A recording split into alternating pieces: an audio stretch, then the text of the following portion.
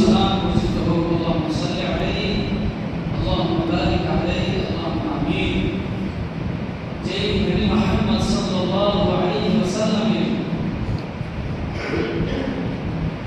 মেহনত পরিশ্রমে আজ আমরা সঠিক ইসলাম, সঠিক আকীদা, আমরা সঠিক মানহাজ পেয়েছি, সঠিক পথ পেয়েছি।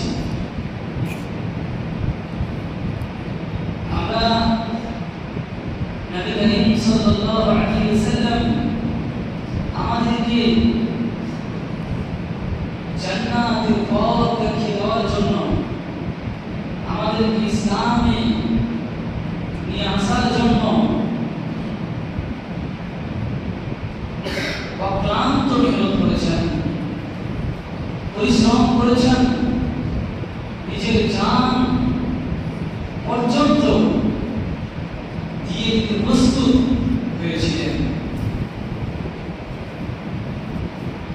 এই মর্মে মহান আল্লাহ রাব্বুল আলামিন কোরআনুল কারীমে স্পষ্ট ঘোষণা দিয়েছেন, ফালাআল্লাকা বাখিউন নাফসাকা আলা আথারিহিম ইল্লা ইউমিনু বিহাযাল হাদীথি আসাফা।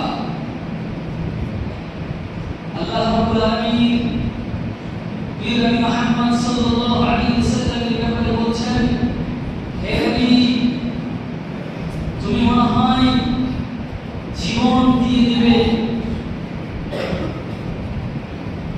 এই তোমার উম্মতের জন্য, তারা ঈমান নিয়ে আসে না যার কারণে।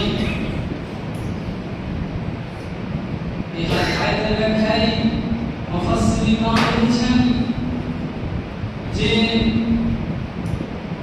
আল্লাহর নবী সাল্লাল্লাহু আলাইহি ওয়াসাল্লাম তিনি বলছেন যে আমি তোমাদের কোমর ধরে তোমাদেরকে আমি জাহান্নাম থেকে টেনে নিয়ে আসছি, জাহান্নাম থেকে বাঁচাবার জন্য, কিন্তু তোমরা আমার হাতকে ছাড়িয়ে দিয়ে, আমার হাতকে দূরে সরিয়ে দিয়ে তোমরা জাহান্নামে নিক্ষেপ করে যাচ্ছ।